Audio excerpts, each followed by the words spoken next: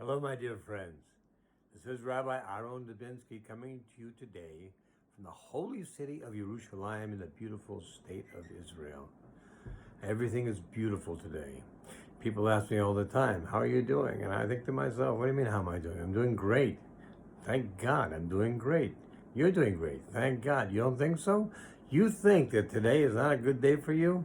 I tell friends from a long time ago, if you don't think every day is a special day for you, try missing one and then tell me how you feel about that. But everything we do in life is a preparation for what's coming. It's not a distinct thing on its own. Yes, it is. We see it as distinct and on its own, but it's not. It's part of a trail that we're blazing. Everything we do prepares us for the next step.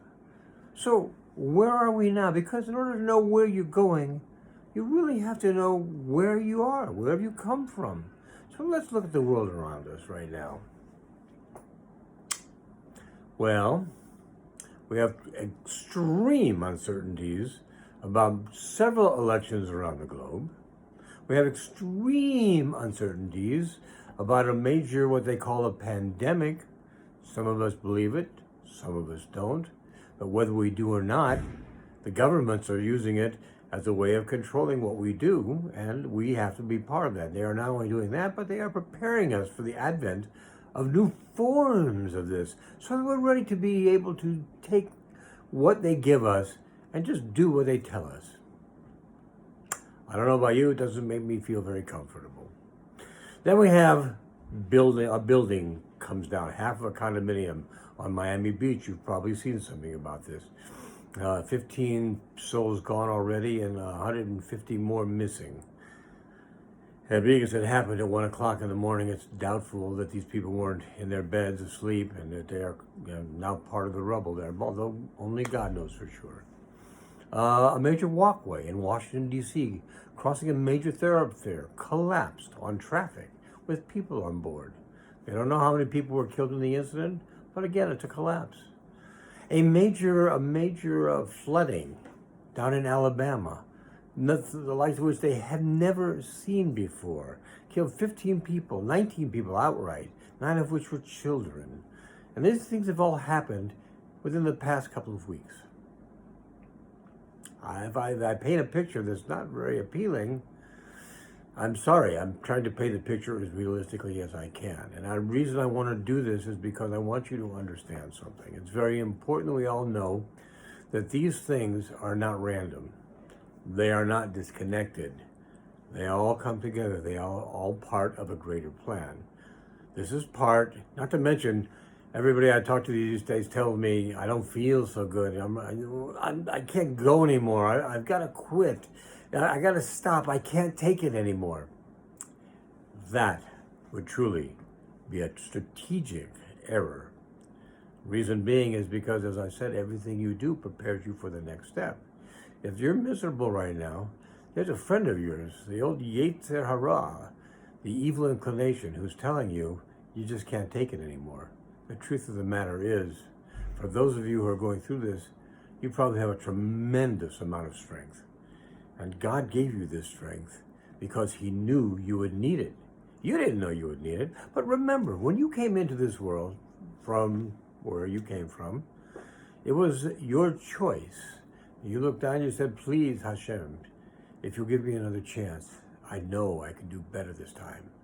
So you made that decision.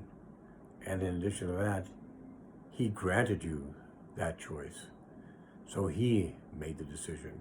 So you have two major players in your life who made the decision that you should be here doing these things.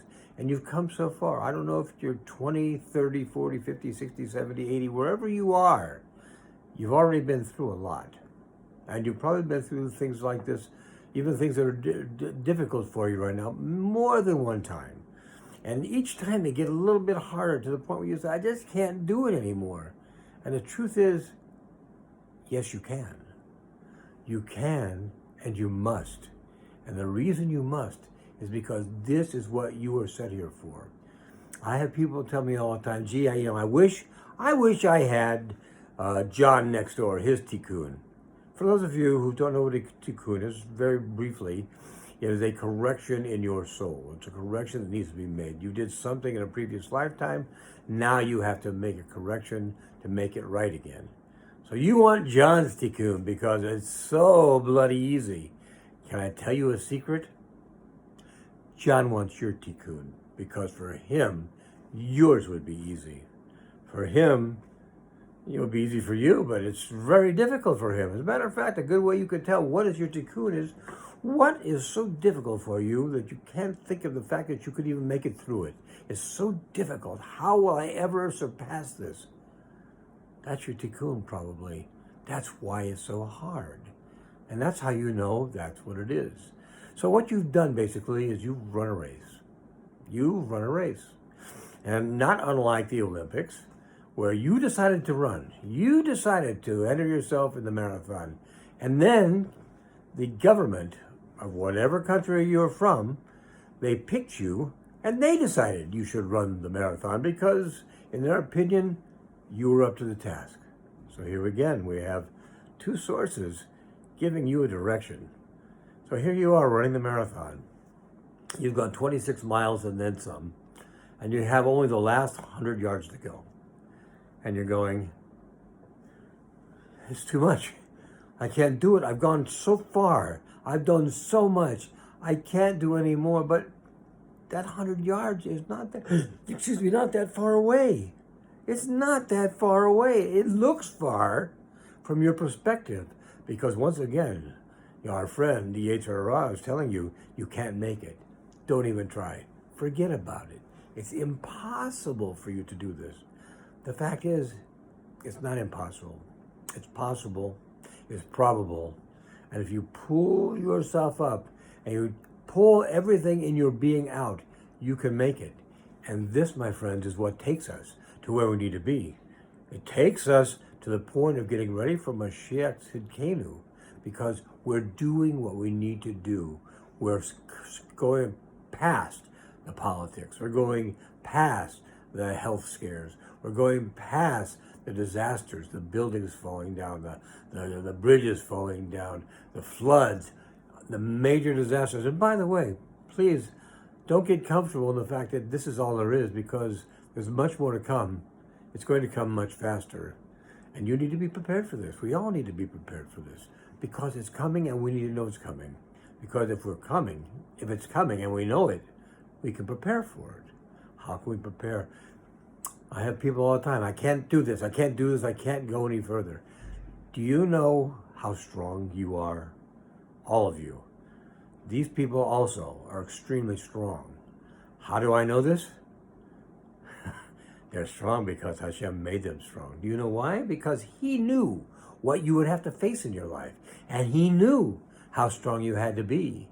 And He made you how strong you had to be. So what we need to do is learn how to access that strength that we have, to drag it up from the depths and put it out where it needs to be, to get us to do the things we need to do, to get past the difficulties in our life, to get past the hardships. Do you know, one of the things they say about coming of Mashiach is you'll know He's coming at the end of days because everything will be upside down, inside out, very difficult, very hard.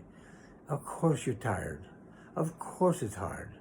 But this is the time, most of all, where you've got to go that last 100 yards. And you've got to not just go that last 100 yards.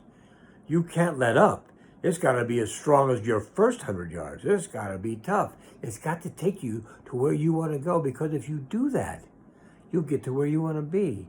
You'll be working on the fact that you're cleaning up your tikkun. You're working on the fact that you're beginning to change your life. You're beginning to be more observant. You're becoming closer to your Creator. These are all the things that you want to do. And you've made it past the thing that you need to get past. And if you do this, my friends, I promise you very sincerely, you'll create your own personal redemption, which in turn will help create the final redemption and bring us all closer to the final redemption, the coming of Mashiach, and the building of the third Beit HaMikdash. B'mei Rav Yameinu Amen.